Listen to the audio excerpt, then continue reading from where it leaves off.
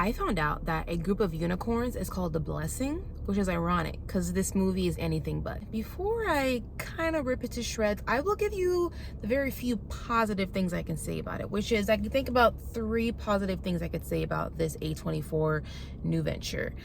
I think that it is a fun concept. If you're going to be making a horror comedy based on a blessing, a group of unicorns, people who hit and kill a unicorn, and then they try to think of ways to use this mythological creature for their own personal gain, and then all hell breaks loose because you're messing with nature by way of the unicorns, then that sounds like pretty fun. Okay, it's a fun concept. I'm here for entertainment. I'm here for the bloodbath that is horror films. I'm here for the laughs that are comedies.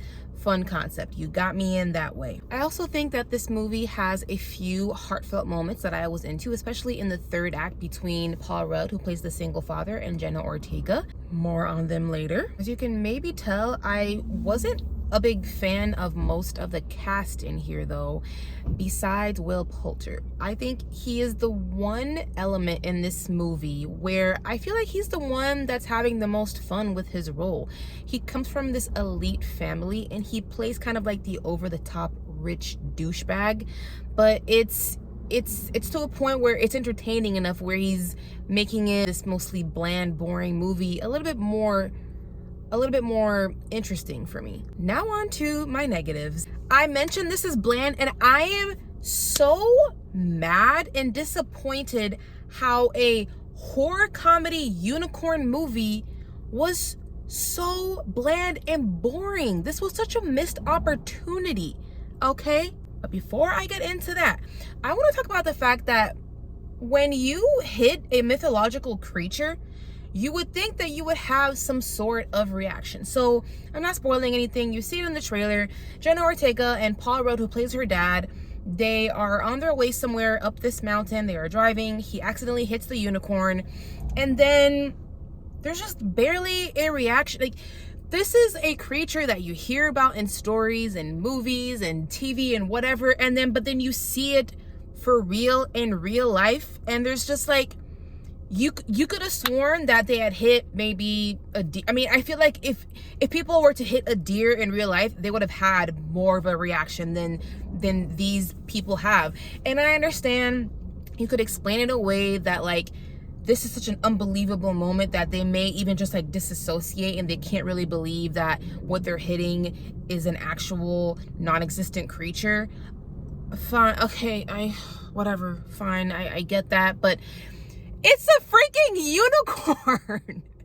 I expected a bigger reaction. I'm big on character reactions that make sense with what's happening in the scene. And it's just, I didn't like it. I didn't like it. And you could also explain it away with the fact that this is obviously a heightened version of our world that this movie is set in, where a lot of the characters, when they eventually see the unicorn, they don't really react the way that you would think a person would react when you realize unicorns are real.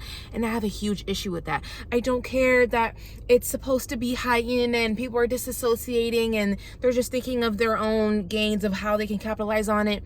I understand all that. It did not work for me. I like to see actual realistic reactions to things that are unnatural. Let's talk more about the blessings in this movie. A group of unicorns. The unicorns. I hate the design of them. I hate it. On the one hand, I understand why they had to be completely CGI because of how they move and the things that they do. You kind of needed the freedom of that so that they can do certain things in this movie, and that's why that they look the way that they do. But I feel like they look really shitty, and I feel bad saying that because I'm pretty sure some VFX artists worked really hard on them, but they just look so fake. And I feel like I could think of movies that were made and set in or movies that were made in the 80s, like fantasy films, where things just looked better. And this reminds me, because I saw Snow White last week, and I had problems with the animation style and the CGI in that movie too. It just didn't look good. Things just looked too fake. And as you can tell by the title of this movie, unicorns are a huge aspect of this. So imagine my further disappointment because of how they look in this. And I don't really understand why they couldn't use some sort of animatronics. Like, we're in 2025. I'm sure this was made in 2024, maybe 2023.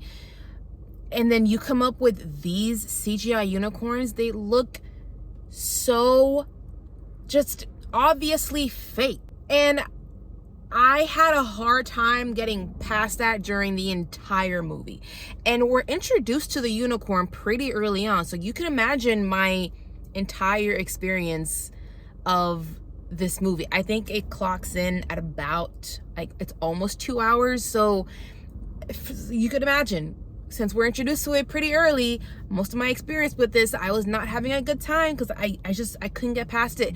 And I had seen a few reviews where people were kind of lukewarm on this. And I'm surprised that the design of the unicorns is not a bigger topic in these reviews. So then I imagine people are okay with it. Maybe I'm the one on the island. I don't like how they look. I hated how they looked. Back to the characters. Well, really, the actors. Paul Rudd, Jenna Ortega, I've liked them enough and other things. I don't hate these actors. They're fine. I'm pretty sure I've even really loved some of their past works. But in this movie, right, when they're introduced and they're doing their thing, I felt just underwhelmed. I feel like they just kept doing things that we have seen them do a ton recently or in their past few works. I felt like anybody could have played these roles. Nothing remarkable aside from Will Poulter. I felt like the acting in this was nothing really special. Paul Rudd was doing Paul Rudd. Jenna Ortega was doing Jenna Ortega. I found it just overdone and I was bored and I was very underwhelmed by their performances. So they call this a horror comedy. And the comedy in this, for me, felt completely flat. I did not laugh once. And maybe because the trailer does give away some of the jokes, like when Jenna Ortega says, it's a fucking, like, you see that 1,000 times in the trailer, and when she says it here, just kind of, it did nothing for me. I'm gonna say it again. Will Poulter, I didn't really laugh at all during this movie, but when his character is on the screen and he's being ridiculously over the top villain, rich douchebag, I felt more entertained. So I'll give the movie that once again. But I didn't laugh at any of the jokes in here. Everything was just feeling bland.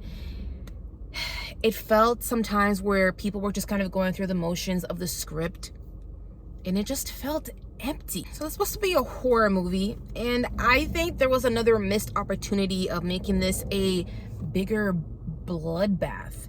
You do see some of the carnage towards the end of the film because of things that happen. I won't spoil it. But I wanted more, because for like the large middle of this, I was sitting there bored. I was just bored. And I feel like I've been saying that a lot during this month. March has not been a good month for new releases. That's just how I feel about it.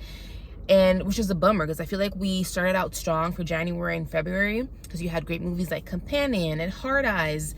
And then you get to March and you get boring movie after boring movie after boring movie. And I think I'm just feeling frustrated, which is why I'm coming off kind of like harsh in this review, because that's how I've been feeling all month. And I had been hoping, because I came into the Unicorn movie feeling like I wasn't gonna, I didn't really have high expectations, but then there's always that hope in me that like maybe it surprises me somehow.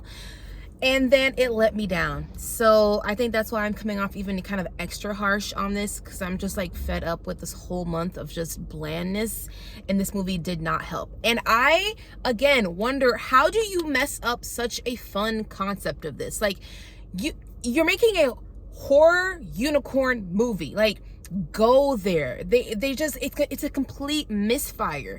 You could have had fun with this. Like, there's unicorns in here that are like a little bit darker. They're like dark gray, so you're just making them obviously looking a little bit menacing. So it's just kind of more straightforward than I wanted it to be. Like, you could have made Lisa Frank looking unicorns and then made those like the ones who were like killing people, and then it doesn't go there. It's just all in all, guys, as you can tell, I feel like I wasted my time watching this. I could have waited to just stream this. I think you can, but maybe you will get more out of this than I did. This just did not work for me. I'm over March, and Death of the Unicorn has let me down. So I will catch you guys next time. If you're enjoying my content, thank you so much. Please leave me a comment. It really helps me out with the algorithm. Hit that like button, hit subscribe, and I'll catch you guys next time. Hopefully for a better next month in April. So upon editing, I realized that I forgot to say my rating for this in my ranty review, but I am giving Death of a Unicorn a 2 out of 5 stars, and the 2 is generous.